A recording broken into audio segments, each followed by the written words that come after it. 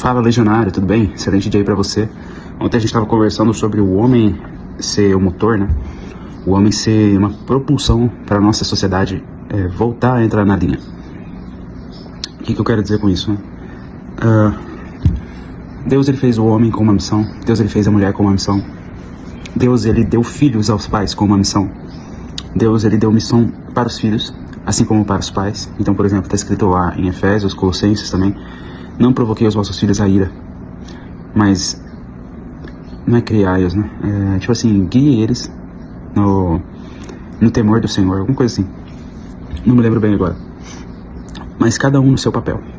E aí eu queria trazer essa aula, esse momento comentado sobre o homem, né? O homem, ele realmente precisa vencer os seus bloqueios, suas travas, né?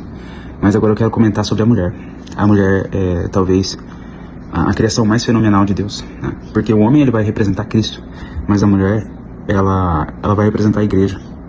Tanto que para Deus, né, existe a noiva de Cristo e existe a esposa, entre aspas, de Deus. A noiva de Cristo, a igreja, ou tem outras denominações. Já ouvi pessoas dizendo, né, que a cidade de Jerusalém descia preparada como noiva para o seu noivo, né? Mas ele não fala que ela é a noiva. Cada um crê de uma forma, né? Mas eu creio também, né, até que o meu entendimento fique mais maduro, que a noiva do Senhor é a igreja. E a esposa, né, de Deus, né, o que a Bíblia nos indica, é Israel, né? Porque ela é dedicada ao Senhor desde o princípio, né? Então Deus escolheu aquele povo. Mas enfim, vamos lá. Esse não é o tema principal dessa aula. Eu quero falar sobre a mulher. A mulher, ela é um símbolo de persistência. Por quê? Se você pegar o espermatozoide masculino, XY, ele é muito rápido e forte. Ele é muito rápido. Então, quando há a necessidade de fecundar por um dia, uma necessidade muito rápida, o espermatozoide masculino, ele é muito rápido e ele vai mais rápido do que o feminino, porque ele tem explosão. Então, desde cedo a gente vê isso na biologia humana. O espermatozoide masculino tendo uma explosão e o feminino tendo persistência. Por quê? Porque até o formato do espermatozoide tem uma pequena diferença, né? Mas a diferença principal quando é feminino, né, o espermatozoide, é que ele tem mais resistência. Então imagina comigo, daqui eu quero chegar à Americana. Imagina que o espermatozoide masculino faz isso em um dia. Agora imagina que o espermatozoide faz isso em um dia, só que ele, passando mais um dia, ele já vai morrer, porque ele não tem muita resistência de permanecer naquele lugar. Agora imagina o espermatozoide feminino. Ele demora 1 dia e meio ou 2 para chegar. Só que quando ele chega, né, vamos dizer, colocar 1 dia e meio. Ele chega em 1 dia e meio. Só que quando ele chega, ele tem resistência o suficiente para ficar ali até fecundar por até 3 dias. Então, os tipos de espermatozoides têm essa diferença. Agora, quando a gente traz essa diferença para a igreja, nos nossos dias, nós precisamos realmente sermos pessoas perseverantes. E assim como acontece com o espermatozoide, perseverar até o fim e ser salvo no Senhor. Não desistir, ainda que a gente falhe, a gente conserte, a gente ajuste rota, a gente tenha metanoia. E aí tem um outro detalhe que é muito interessante. A mulher, ela é um símbolo de resistência. A mulher, ela é comparada com a igreja. Se você olhar para uma mulher hoje, você vai ver que, por exemplo, foi a última criação de Deus. E a mulher, ela é tão bela, tão bela. A mulher, ela é tão atraente para o homem, que tem agora lá até em Gênesis capítulo 6, né? Tem um trecho que fala dos Néfilins. Na Bíblia fala assim, na Bíblia: os filhos de Deus viram as filhas dos homens e se sentiram atraídos por elas, desceram e tiveram um relacionamento sexual com as mulheres. E a partir disso nasceram grandes homens de guerra, os Néfilins, homens valentes, homens que marcaram a história no passado. Ao total eram 200 homens. O que acontece? A mulher, ela era tão atraente que até mesmo, tem um versículo lá, se não me engano, está em Judas, fala assim que anjos saíram do seu... Bom, eu não consigo trazer referência, mas o entendimento era que eles abdicaram do seu estado de natural. Deixa eu dar uma pesquisada, mais fácil. O que eu queria trazer a respeito disso? Até anjos abriram mão do seu estado natural para sendo atraídos por mulheres.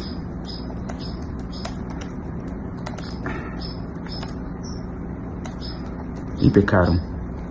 Vamos lá. Porque Deus não poupou nem os anjos, segundo Pedro 4. que pecaram, mas os lançou no inferno, acorrentados em abismos escuros até o dia do juízo. 2 Pedro 2,4. Tem um livro que é o livro de Enoque.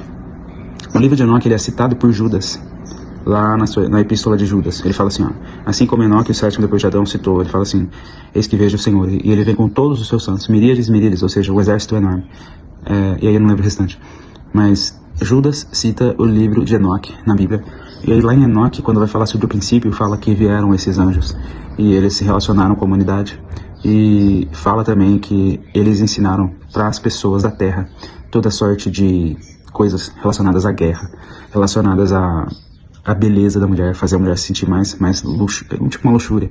Ensinaram feitiçaria também. Isso, tipo assim, isso está escrito no livro de Enoque. Não é canonizado, né? Não é bíblico.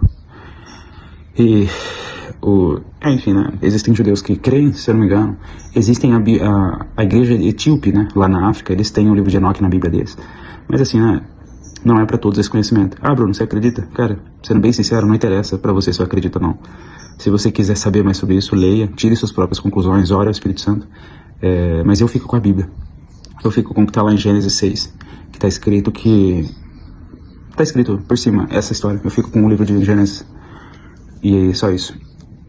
A mulher, ela é algo muito forte, porque se ela for desvirtuada, a família também vai ser desvirtuada. O homem tem a sua importância, a mulher tem a sua importância. Eu posso dizer que a mulher, ela é um dos alvos do inimigo. Queria só trazer uma reflexão para você. Chega na sua igreja e olha pro banco em que ficam as mulheres. Olha pro banco em que ficam os homens.